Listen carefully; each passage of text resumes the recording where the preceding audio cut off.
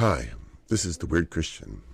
As you can see, I'm doing a talk on Alberta Nationhood. My toque is a Alberta toque. And a lot of people have a misunderstanding about why Alberta is wanting its own nationhood.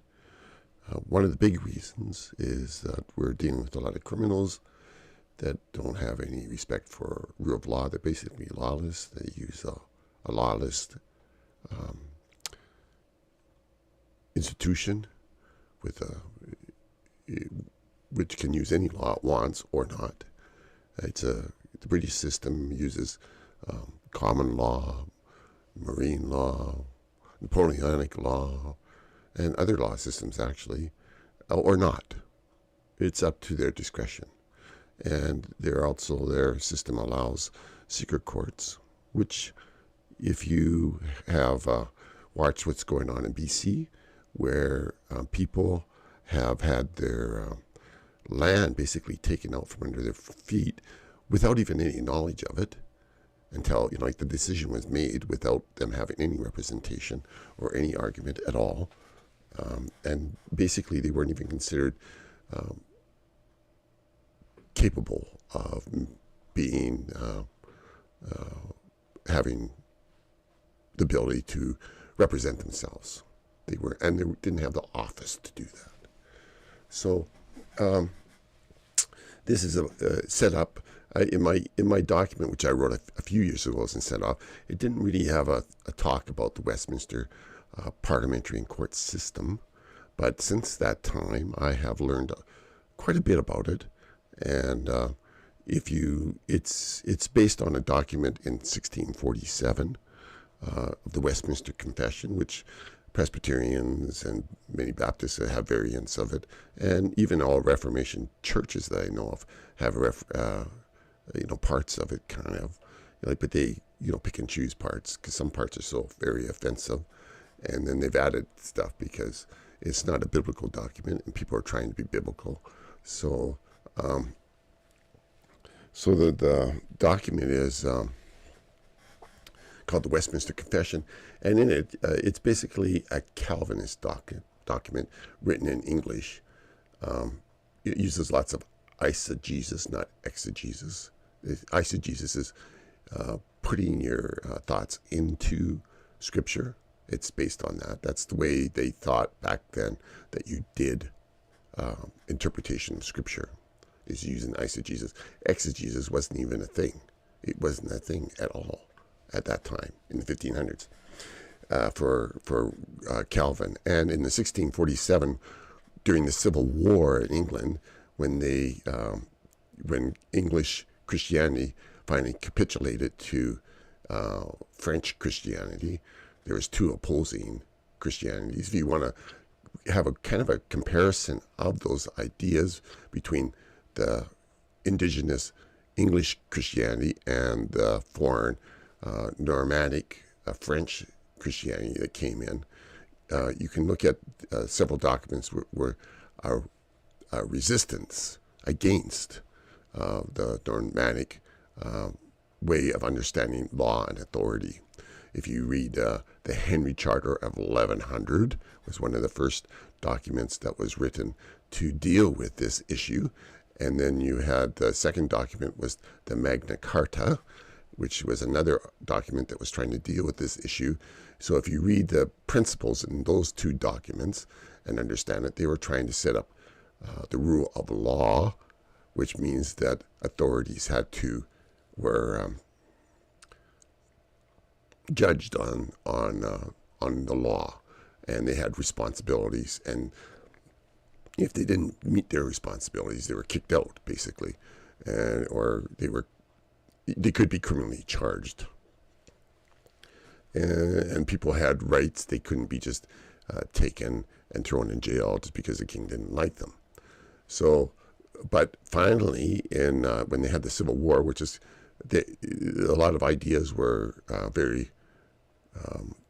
the ideas between the two law systems were very confusing, and people had in their own minds they were accepting both and thinking that they're kind of the same or something. They were very confused times during the Civil War. And Cromwell was the one who was a leader during the Civil War. And at that time, King Charles, you would call him the first, he had his head chopped off because he wanted to not have Parliament telling him who he can marry and so forth. He wanted to marry a Catholic, and then they chopped off his head. And then Cromwell basically dissolved Parliament and ran around beating up on the Scots and the Irish and anybody else that disobeyed him. But he didn't want to be a king.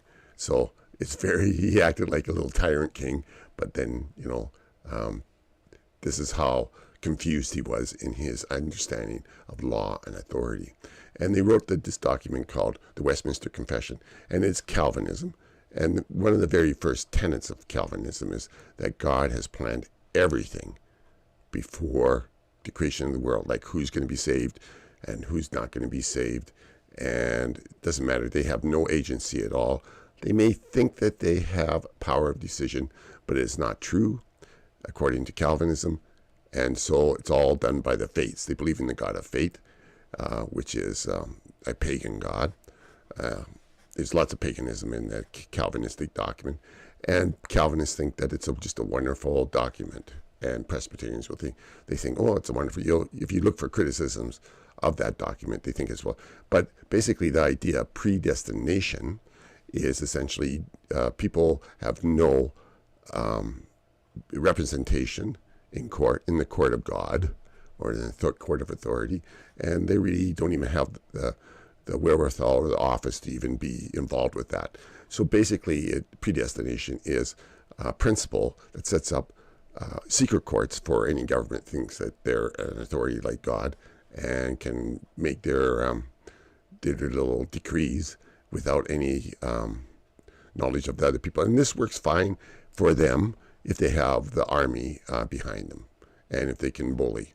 So this is the plan in BC, and actually with all these indigenous affirmations that they try to do before any kind of event. This is the same idea, is to decree that they have authority, they have the power, they have the land. And, it's kind of like a slap in the face of every treaty nation. And then people that don't even have treaties, they don't really have any rights on any king. So it's just a made-up thing for native rights there. Natives never really, before, they never really had an idea of territory. They were on a piece of land and they just moved around. If I lived on it, then that's where my land. Once I moved, I didn't own that land anymore. I moved somewhere else. That's how they did it. They were very nomadic. Some stayed around in one spot for a while, maybe the coastal Indians and so forth. But most of them didn't, and they just traveled around. In fact, many times they would be warring, and nations would be moving around all the time, whole groups of people that thought the same. So, a lot of this stuff is just that we're being fed all the time is so much bullshit. But anyway, sorry with the language, but so I wrote a Declaration of Independence, and I'm going to go through it really quick here. So it says here, when governing authorities' policies become incompetent in such a manner as to impoverish, enslave, and murder its citizens. Now, this is a relationship to MAID, where they do that all the time, and abortions, and whatever other way they can murder people. That's what they want to do. And they impoverish with all their regulations and taxations, and they enslave with that. It's basically trying to keep everybody in a point of slavery and independence. It becomes necessary for these free people to relieve the burden of governance from this authority and to assume among the powers of the earth sovereign station to which the God of creation entitles them. Therefore, in decency, we, the free people, declare a partial list of causes. A full list could be too expansive, which impels us to call for this exodus from the bondage of this incompetent and abusive authority. We have come to the understanding that we have been enslaved by lies. Therefore, we desire to come out of slavery by knowing the truth. We hold that these truths are self-evident. Creation exposes the reality that there is that creator, the first cause, and some people might say the intelligent designer. Because this God created creation, this God must be omnipotent, omnipresent, eternal, and self-determining. This God has created all people in his image, capable of self-determination, because we are created in his image of self-determination. We have agency, just like he has agency. We are responsible, just like he is responsible for his actions. Therefore, we are responsible for our decisions and actions. By judging others, we ourselves are judged, which brings the conclusion that there are moral laws which can be used to create a free people. These truths that are self-evident are only espoused in the Bible, by the way. This is true if you understand any kind of anything about religion and just don't have a superficial understanding of it, which many people do have. In fact, I would say probably 99% of the people have only a superficial understanding of the Bible. Anyway, therefore, we understand that this God has revealed himself to people who recorded his testimony. Okay. This God has declared the highest moral law, which is to love him and others. This highest moral law demands that these free people live peacefully in self-respect, in respect to self-determining rights of the individual, respect the individual rights of free people to own physical, intellectual, and spiritual property, that these free people have the right to life, travel, express themselves, do commerce, and assemble without restriction, except when acting in a manner that does not respect the self-determined rights of other free people, or other people in general.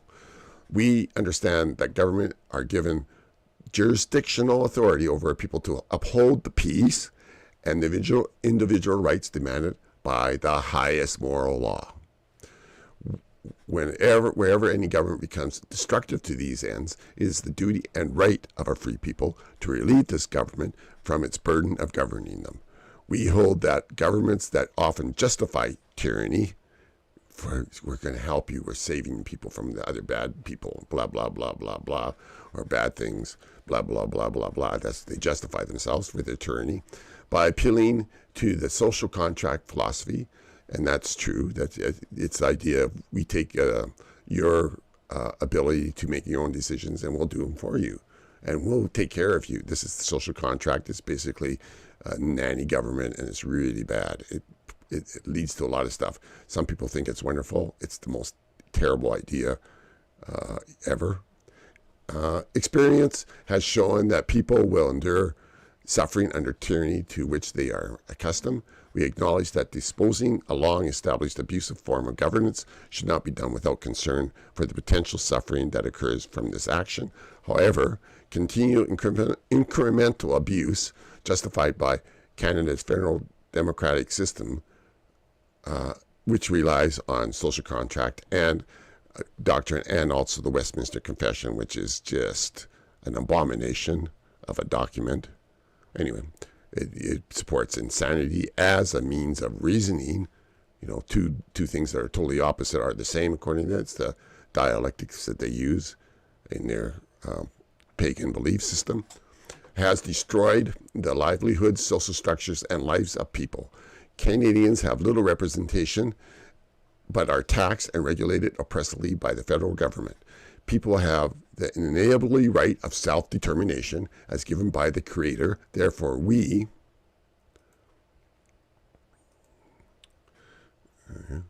the people, reject the governance under social that they use for social. That's kind of like the democratic way. Democracy is okay in certain things, but this idea of social contract is abuse of power and abuse. It's just people getting power and then lying and then just doing whatever they want. It basically believes in honor, people that are honorable, and this is not true. Nobody's honorable. Okay, especially in government. Some of the abuses that continues is as follows. This government, the federal government, Ottawa government, and many other even smaller parts like municipals and provincial governments do the same thing, but mostly we're talking about the federal government here, is attempting to eliminate all coal, all fossil fuels, and nuclear power generation. Hinders by unreasonable regulations, infrastructure development for the shipment of resources, is restricting the ability of citizens to travel, assemble, work, communicate across the country and abroad. And they really did that during COVID, and they're also planning to do it in any old time with a lot of things. Spent unrestricted on foreign ventures without regard to the future national debt being incurred by Canadians. This is basically, they're doing a lot of foreign ventures. It's mostly money laundering that they're doing, which is criminal. Is inflating Canadian fiat currency to potential insolvency. Uses regulations to reduce competition of businesses to enhance markets for large global corporations, like Brockfield. Uses controlled media to induce phobias to the public psyche to reduce thinking resistance to their narratives. This is their policy all the time. Is creating a social credit system to track the populace. This system will determine whether citizens have permission, as deemed by the elite, to travel, assemble, work, buy, sell, own property, and communicate. Now, this is what China is doing and has done to a large degree, and the current government wants to incorporate Chinese policies in this manner. Is attempting to regulate the use of fossil fuels to zero emission target, which will destroy transportation and the economy of the whole country and impoverish everybody, cause famine and freezing to death and all sorts of problems. Is attempting to overload the electrical power system by regulating the mandatory number of electric vehicles, which will overload the electrical system and cause it to break down. Well, not even applying proper allowing power generation. And we could add a lot more grievances to the list here. This is only a kind of a draft. Is attempting to wreak havoc on family structures using several policies and narratives. They introduced, the first one was in the Bagnet report, where they introduced residential schools, which separates kids from their parents. Now they're doing the other policy of gender dysphoria, whatever it is. Anyway, it's gender thing, where they don't want parents to know about their kids being regenderized and also given drugs and being mutilated by the system and becoming just people that are confused and potent and will have a terrible life for the rest of their life. So this is what they want to do. Okay, and sorry, I'll just move that over there a bit again. Okay. And they don't, so that's another separation policy. They're very much hypocritical. They say, and they're blaming churches when it was the government policy, and now they're doing this other thing. It's the same policy of separating children from parents. Is reducing opportunities for employment to create dependent class of people. Is bringing in illegal aliens and other foreigners, which is overloading the ability of our nation to assimilate them into the Canadian culture, which does exist, contrary to the government's opinion.